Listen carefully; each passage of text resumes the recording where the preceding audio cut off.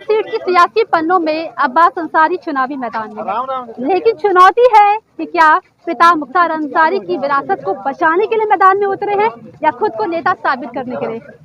अब्बास अंसारी जी खुद मेरे साथ मौजूद है, काफिला देख रहे हैं, फैन फॉलोइंग देख रहे हैं इनकी।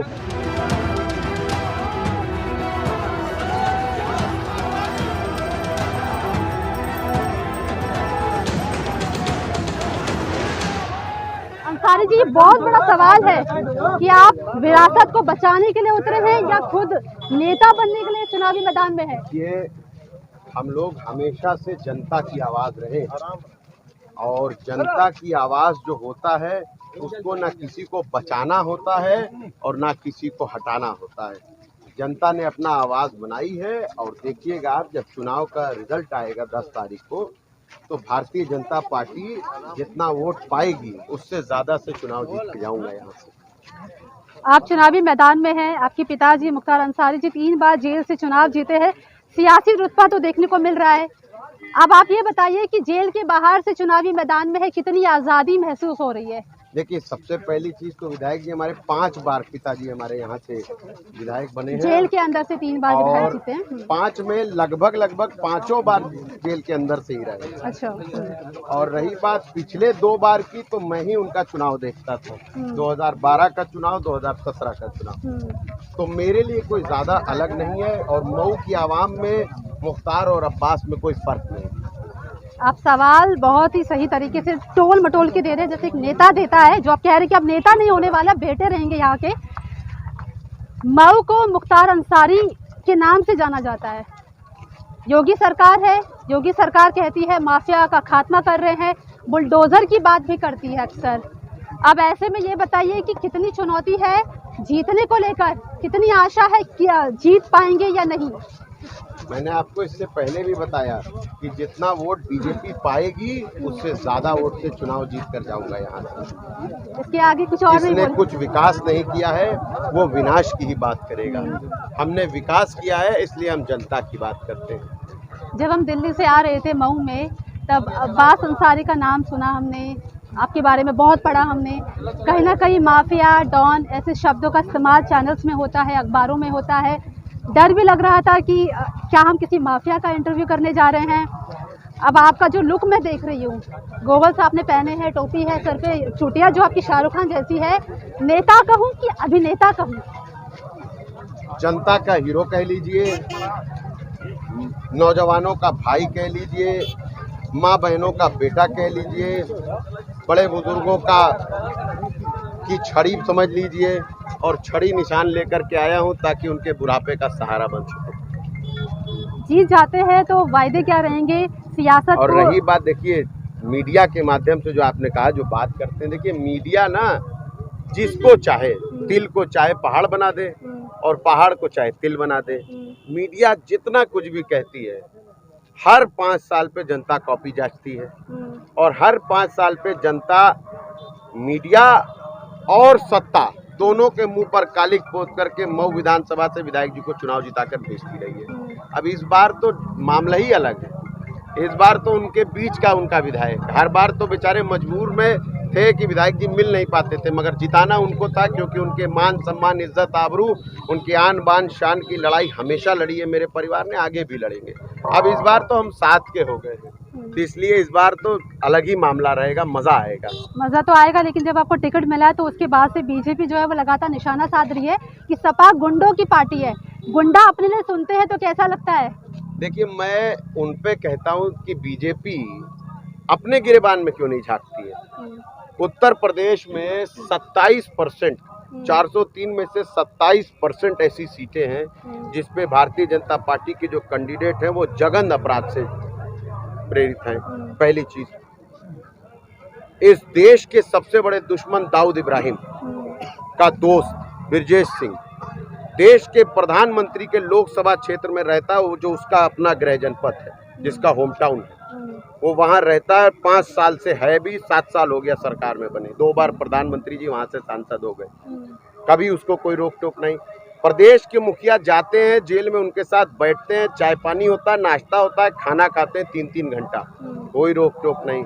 उनके भतीजे सुशील सिंह को बीजेपी अपनी पार्टी से 40 से ज्यादा मुकदमे हैं उनके पर। अपनी पार्टी से अपने सिंबल से टिकट देती है, उनके मित्र को अपनी सहयोगी पार्टी जेडीयू से टिकट दिलवाती है। और अगर लिस्ट बताना शुरू करूंगा तो आप भी कहिएगा कि ये कितने झूठे हैं। ये सिर्फ इल्जाम लगा सकते हैं, अगर ये खुद सवाल कर दें तो ये खुद पानी पानी हो जाएंगे, इसलिए ये मीडिया से बचते हैं। आप बताइए ना, पिछले 7 सालों में प्रदेश की और देश की सत्ता में बैठे हुए लोग 7 सालों से और 5 सालों में प्रदेश, एक भी मीडिया के सवाल का उत्तर दिया है? ना कि मीडिया वाला कोई पूछने जाता है तो अनाप शनाप बार वो एनआई वाला बेचारा भाई मेरा उल्टी सीधी चीज़ें सुनकर वहाँ से लौटा। ये धमकाते हैं, डराते हैं लोगों को। हमसे तो जनता मोहब्बत करती है, हमसे तो जनता प्यार करती है। 12 बजे, 1 बजे, 2 बजे रात में चाहे मेरे सर पर भी बैठे तो ये मेरे भाई हैं सब, इनसे कोई दिक्कत नहीं। उत्तर प्रदेश के मुखिया जनता को कहते हैं कि अगर वोट नहीं करोगे तो बुलडोजर लेके आएंगे। आंध्रा में बैठे विधायक कहते हैं कि अगर वोट नहीं करोगे तो हजारों बुलडोजर लेके आएंगे और चढ़ा देंगे लोगों के घरों पर। मीडिया को संविधान का चौथा स्तंभ है लोकतंत्र का, तो मीडिया को भी ऑप्शन रखने चाहिए, बात रखनी चाहिए कि जो सवाल सत्ता से पूछने चाहिए वो सवाल विपक्ष से पूछे जाते हैं, जो सवाल विपक्ष से पूछे जाने चाहिए वो सत्ता से पूछते हैं। अच्छा ये बताइए, आप बता रहे सारी बातें, सोशल मीडिया कभी खंगाला है अपने नाम को लेकर? नहीं, कभी पिता के इतना नाम को वक्त नहीं मिल पाता है कि जनता की खिदमत में ही हम बिजी रहते हैं। हमारी तो ताकत यही लोग हैं, हमारी तो ताकत है ये लोग। मैं बता देती हूँ, जब सोशल मीडिया हम खंगालते हैं तो उसमें मुख्तार अंसारी के नाम के आगे माफिया, डॉन वगैरह वगैरह शब्दों का यूज होता है। अभी आप चुनावी मैदान में है, अगर चुनाव जीत जाते हैं तो क्या ये माफिया डॉन वाली जो छवि बनी हुई है आपके परिवार को लेकर, ये मीडिया के माध्यम से बनाई हुई छवि है, ये मीडिया के माध्यम से बनाई हुई छवि, और हमें इसमें कोई आपत्ति नहीं है। जिसको जिस लफ्ज से नवाजना है नवाजे। जनता मोहब्बत करती है, जनता अपने साथ है। बाकी जिसको जो कहना है, टीआरपी मिलती है।